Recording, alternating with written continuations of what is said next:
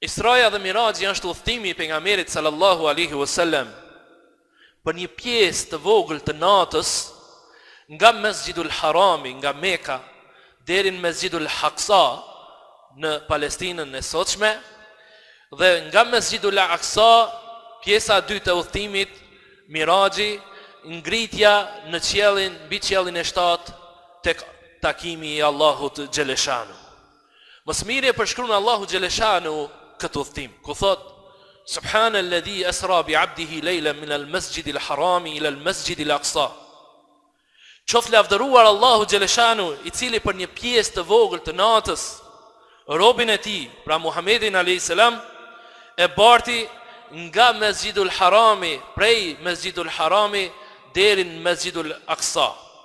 rrethinën e së cilës thot Allahu xheleshanuhu e kemi bekuar për t'ia treguar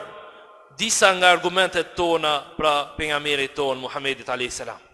Ai Allahu